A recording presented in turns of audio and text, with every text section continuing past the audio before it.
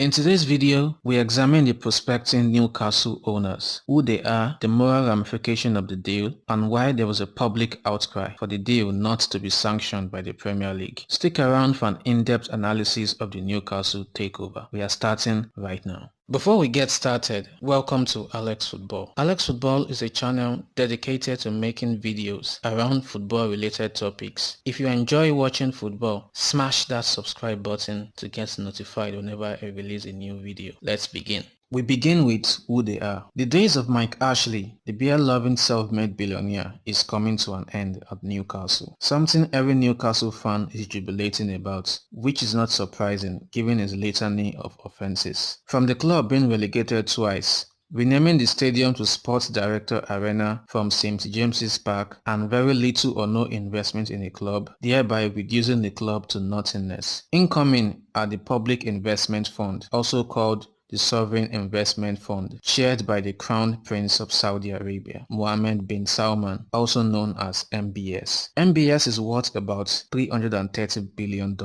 If this deal pulls through, it will make Newcastle the richest club in the world. Though the purchase is being made by MBS, the face of the deal has been Amanda Stavely, the head of the PCP Capital Partners. Amanda is acting as a broker for the deal. It is important to note that she also brokered the deal for Sheikh Mansour bin Zayed to purchase Manchester City. In the case of Newcastle, the PCP will do more than just brokering the deal. They will be responsible for the day-to-day running of the club. Guess what? They also have a 10% stake in the club. Another 10% will go to the Reuben brothers, who are worth £18 billion. The remaining 80% goes to MBS, the Crown Prince of Saudi Arabia. Now, who is Mohammed bin Salman? MBS is hailed by the Western powers as a social reformer. Ever since he became the Crown Prince, his goal has been to rebrand the image of Saudi Arabia as a region economically dependent on oil, improve the human rights record, and make it a tourist attraction. He has allowed sporting events to be hosted in Saudi Arabia, concerts were allowed, and boxing matches were also hosted. He is a key ally of Donald Trump and an heavy investor in FIFA Global World Cup plan. He has relaxed the tight social and religious laws on the growing young population. He is a man with a taste for expensive acquisitions, from buying the most expensive house in the world in France to spending £330 million on a Leonardo da Vinci painting of Jesus Christ. So, if MBS is such a great reformer, an ally of the West and America, a big spender, and a man touted to open the borders of Saudi Arabia to more Western values, culture, and ideology, why then is there such a huge outcry against the deal? Why are Newcastle fans not taking a liking to the new owner? Why is Human Rights Watch mounting pressure on the Premier League? Take a second look at this deal. This brings us to the second part of this video, the moral ramification of the deal. You might be puzzled as to why ethics is holding so much power and influence in the fiasco surrounding this deal. Well, don't be. Well, it comes down to the ethics of MBS himself, the moral code of the man.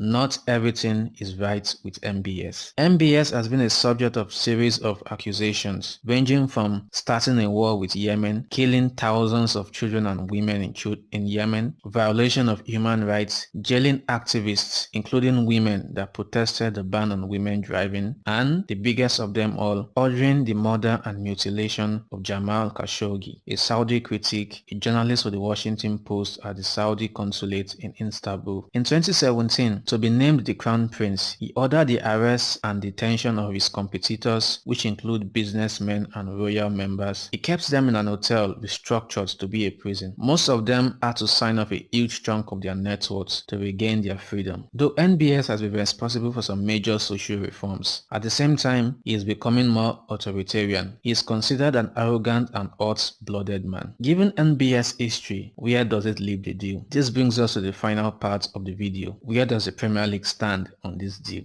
This deal should be a no-brainer, but given the pitiable human rights record of the Saudi states, the Premier League is caught between the deep blue sea and the devil. To buy a football club in the Premier League, there are some sets of rules called the Guardians and Owners Directors Test, also called the Fit and Proper Test. This test is done to find out if prospecting owners have not been involved in fraud, tax evasion, bribery, and corruption before. This test is not a moral test or an ethical test, but given the history of human rights violations corruption and murder scandals NBS has been involved in, critics argue that it should be enough to stop the Premier League from sanctioning the deal. However, with the new update on the fit and proper test, which states that a crime committed in another state, even if not prosecuted, could disqualify a prospecting applicant's application, we are hopeful it should stop the deal. But would it? An attempt to stop the deal would be a diplomatic disaster. Saudi Arabia is a big supporter of the United Kingdom. The UK has sold weapons going to the tunes of billions of dollars to the Saudi state to wage war in Yemen. The Saudi state has invested heavily in London real estate. So it becomes a battle of morals versus ethics. What wins? If the Premier League sanctions the deal, it means the UK and the Premier League is endorsing and accepting the human rights violation in the state, and it means they accept the actions of MBS. If they don't, diplomatic war. Plus, given the economic crisis in the world of football, thanks to COVID-19, Newcastle needs the money, the league needs the money, the UK needs the money. So it continues, I guess, the Newcastle Takeover, the saga of money versus morals. Thanks for watching this video. Subscribe to the channel, like the video, and leave a comment. See you in the next video. Bye bye.